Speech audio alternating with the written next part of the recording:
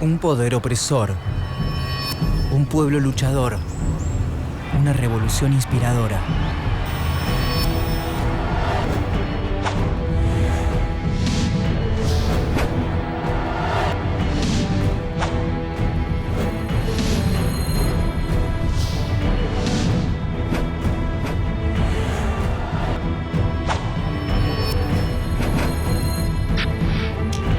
Revoluciones.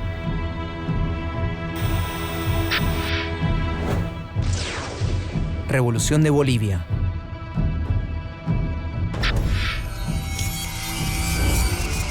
(1900). El inicio. A principios del siglo XX, en Bolivia, las clases sociales se dividen según la raza.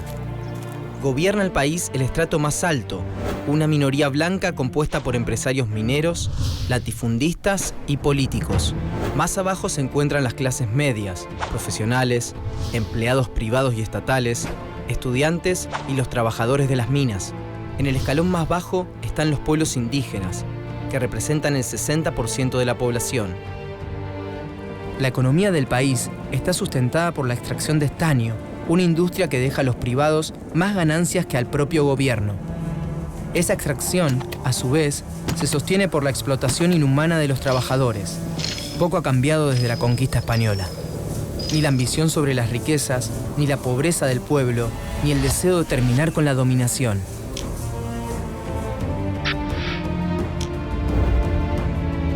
Illimani, de Arturo Borda, 1944. El Yatiri, de Arturo Borda, 1918.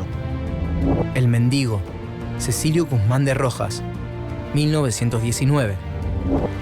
Las empresas mineras tienen controlado al Estado boliviano y la oligarquía terrateniente concentra tierras expropiadas a los indígenas, que además se hallan presionados por los altos impuestos y son forzados a trabajar gratuitamente tanto para la prestación vial en la construcción de puentes y caminos como en las haciendas de los terratenientes.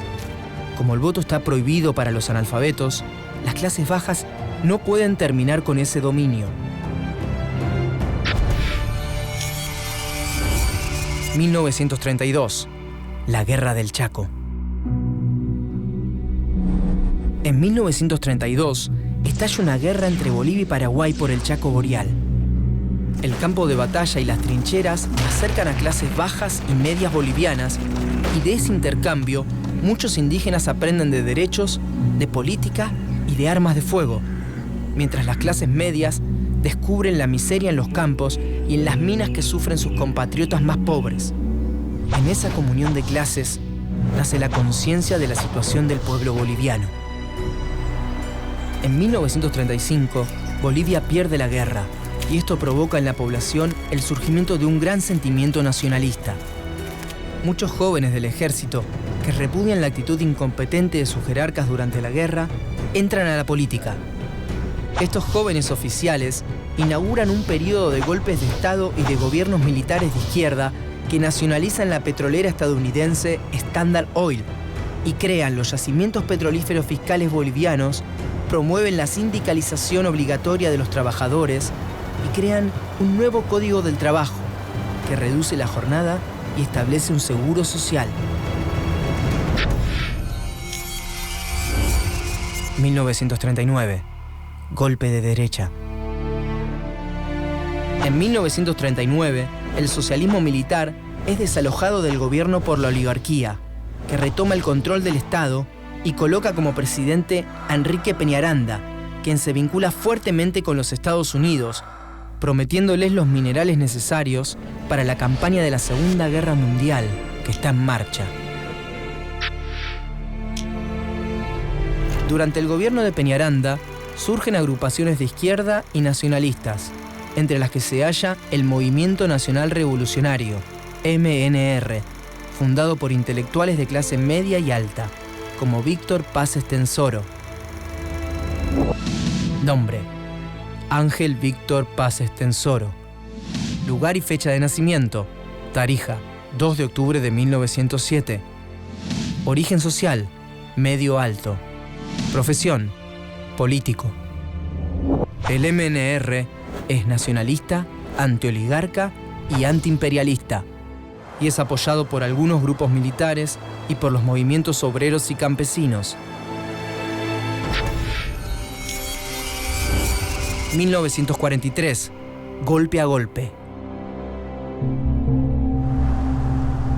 En 1942, trabajadores de las minas Catavi y Siglo XX se declaran en huelga demandando mejores salarios.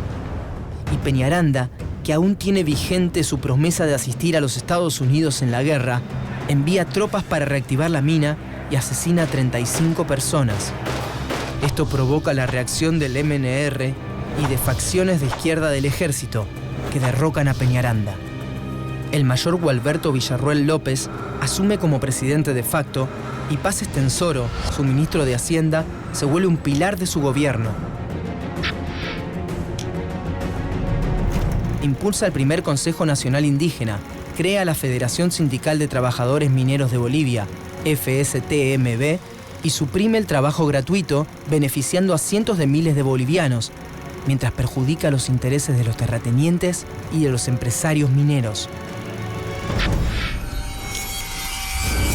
1946. Corre más sangre. Villarroel y el MNR despiertan una fuerte oposición en la oligarquía y en los Estados Unidos, que lo consideran pro-nazi. Una multitud, compuesta por estudiantes, profesores y trabajadores, lincha al presidente, a quien consideran un fascista. Es un momento de gran confusión. Tras varios presidentes interinos, se realizan elecciones, en las que Paz Estenssoro es vencido por Enrique Herzog, quien intenta deshacer los progresos sociales conseguidos para el pueblo.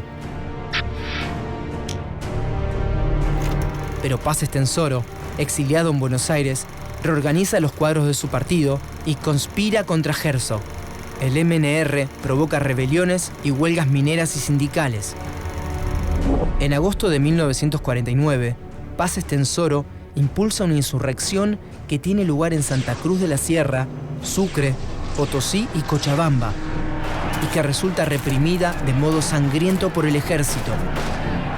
Este hecho termina de dividir a la nación.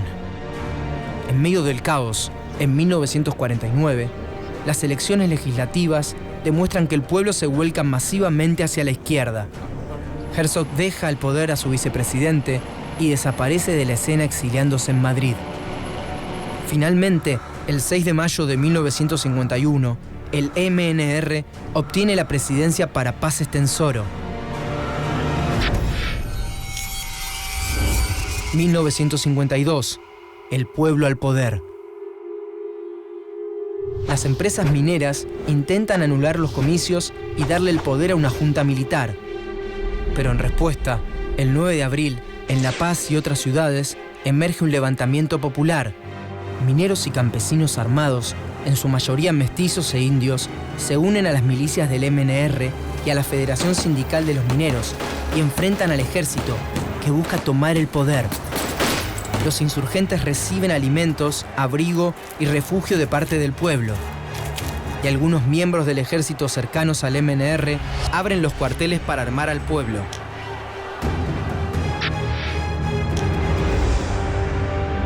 Plaza Murillo, La Paz. Diario La Razón, 1952. Revolución en La Paz. Diario La Razón, 1952. Campesinos armados. Diario La Razón, 1952. Finalmente los revolucionarios triunfan y el 14 de abril, Estenssoro es recibido en La Paz, desde donde gobierna 4 años, durante los cuales se reorganiza el ejército con oficiales cercanos ideológicamente, se nacionalizan las minas y se crea la empresa minera del Estado.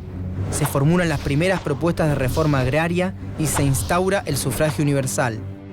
La revolución inspira la lucha revolucionaria en América Latina.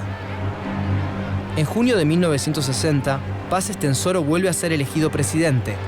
Un año después, una nueva constitución que permite la reelección causa la división interna del MNR.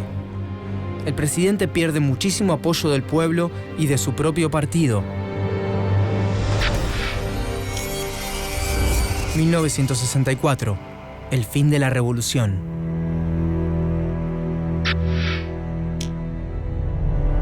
En las elecciones siguientes, los partidos opositores se niegan a participar y Paz Estenssoro es reelegido ilegítimamente. Y poco tiempo después, en 1964, es derrocado por el general René Barrientos, su propio vicepresidente. La revolución pierde legitimidad y esto provoca que mineros, opositores y campesinos se manifiesten en contra. El ímpetu revolucionario se diluye con el tiempo, pero demuestra el poder de los indígenas, campesinos y mineros organizados en la política del país. Un poder que recién en el 2005 coloca al primer presidente indígena en Bolivia.